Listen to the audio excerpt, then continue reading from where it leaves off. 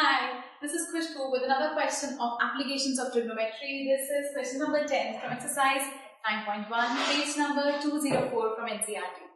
This says two poles of equal heights are standing opposite to each other on either side of the road. सबसे पहले let's suppose ये road है, दो poles हैं यहाँ पर, एक पोल ये, एक पोल ये, इक्वल हाइट्स हैं दोनों पोल्स की. Let's suppose this is A, B, C, D, which is 80 meter wide. Road हमारी 80 meters wide है. From a point on the road, the angle of elevation of the top of the poles are 60 and 30. एक point है road पर जहाँ से angle of elevation बन रहे हैं 60 degrees और 30 degree. Find the height of the pole and the distance of the point from the poles. Pole की height निकालनी है और distance of point from the poles. ये point ले लेते हैं D, इसको मान लेते हैं 60, इसको ले लेते हैं 30. So, अब हमें निकालना है हाइट पोल्स की और ये डिस्टेंस कितने हैं इनके. तो सबसे पहले let the height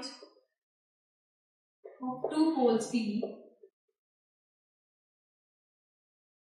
A B and C D, और दोनों इक्वल हैं. हमें ये गिवन है A B is equal to C D. This is given because poles की हाइट सेम है. बी सी हमें गिवन है 80 मीटर्स. अब सबसे पहले इस ट्रायंगल में ए बी डी में, in triangle A B D, हमारे पास हमें चाहिए क्या? हमें चाहिए ये चीज और ये चीज. तो हम इनको यूज करते हैं परपेंडिकुलर और बेस को. तो tan का फॉर्मूला लगता है परपेंडिकुलर बेस के लिए या फिर कॉट का. तो अगर मैं tan का लगाती हूँ तो tan 60 डिग्री इक्वल होगा perpendicular means A B by base means B D. तो tan 60 हमारे पास होता है √3. ए बी हमारे पास नहीं है और बी डी भी हमारे पास नहीं है. तो यहां से हमारे पास बी डी की वैल्यू आ जाएगी ए बी बाय √3.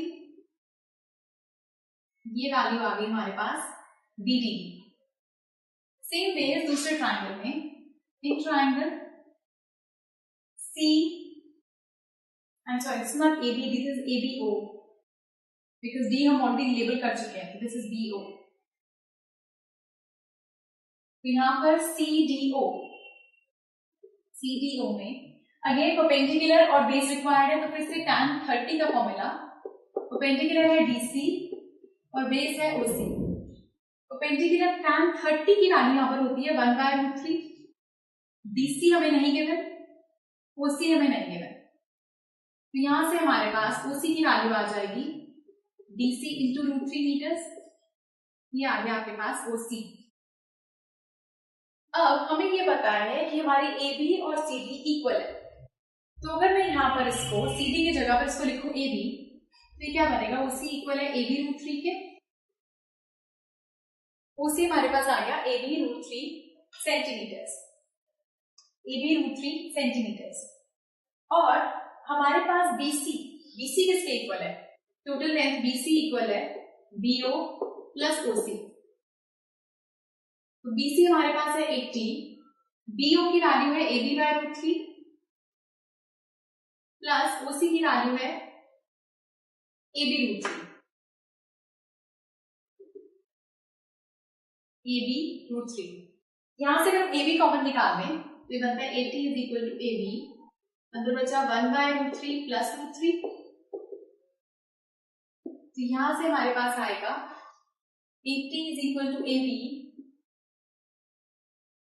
√3 1 प्लस 3. तो 80 is equal to AB into 4/√3. इधर आ जाएगा तो ये बच गया 80 into √3/4 is equal to AB. अब इसे कैंसिल करेंगे तो आया 20. AB की वैल्यू हमारे पास आ गई 20√3 मीटर्स. ये वैल्यू आपके पास AB की. दैट मींस पोल्स की हाइट आ गई है 20√3. दोनों इक्वल थे 20√3. अब हमें चाहिए बी और ओसी की वैल्यू. तो हमारे पास BO यहां से इक्वल था AB बाय √3 के. AB की वैल्यू है 20√3. AB की जगह हमने लिखा 20√3 अपॉन √3 एज इट इज. ये कैंसिल हो गया तो OB आ गया हमारे पास 20 मीटर्स. तो ये अगर हमारे पास BO एक पोर्शन अगर हमारे पास आ रहा है 20 मीटर्स, तो रेस्ट ऑफ द पोर्शन हमारे पास कितना आता है? लेट्स सपोज दिस वन 60, थोड़ा सा एक्सटेंड कर देते हैं सो दैट ये साइड लंबी हो।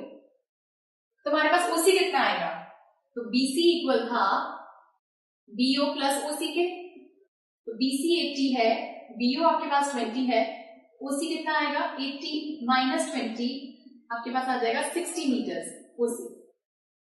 सो हमारे पास हाइट ऑफ पोल्स आई है, heights of two poles are 20√3 meters and distance of point